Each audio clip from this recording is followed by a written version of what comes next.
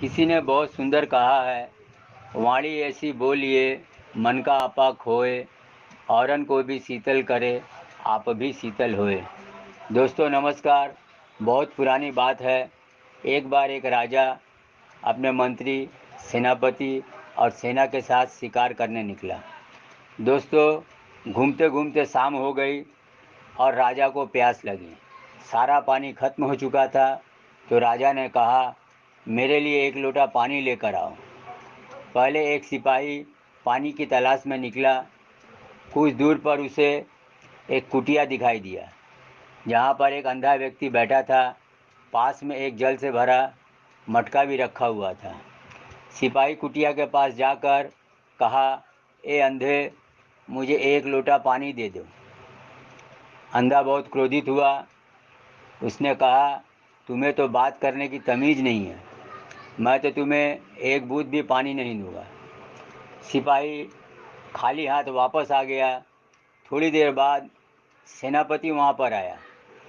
उसने उस व्यक्ति को लालच दिया और कहा, ए अंधे, मैं तुम्हें पैसे भी दूंगा, तुम मुझे एक लोटा पानी दे दो।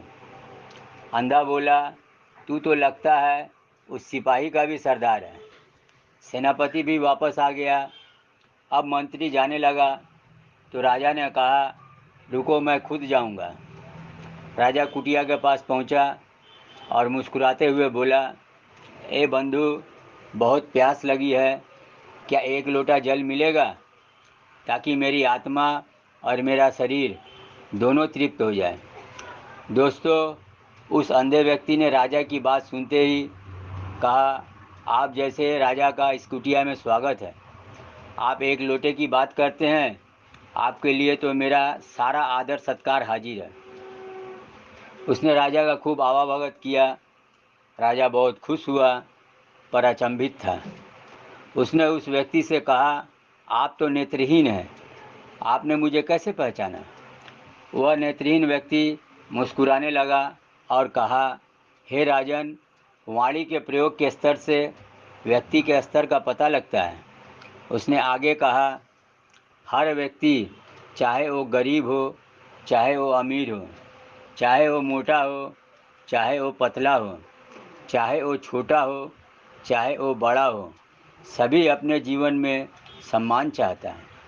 किसी भी व्यक्ति को सम्मान देने के लिए शब्दों का उचित उपयोग बहुत आवश्यक है। हमारे रिश्ते बनते हैं शब्दों से, बिखरते भी हैं शब्दों से। आपके मधुर शब्द ही लोगों का मनोबल बढ़ाता है, एक अशांत व्यक्ति को भी शांत कर देता है। शब्दों के अंदर जादू है। शब्द ही खुशी है, शब्द ही गम है, शब्द ही पीड़ा है, शब्द ही मरहम है। शब्दों के माध्यम से हम दूसरों के दिल पर राज कर सकते हैं। दोस्तों यह एक छोटी सी कहानी हमें यह सीख देती है, हमारे शब्द हमारे नियंत्रण में होनी चाहिए। हमारा परिचय हमारी वाणी है। ज़बान पर लगाम नहीं रहने से तकलीफ़ आएगी।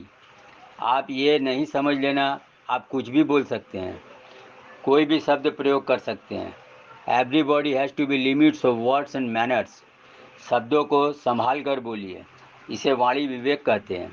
जिसके पास वाणी विवेक नहीं है वो ज़िंदगी भर असफल रहेगा।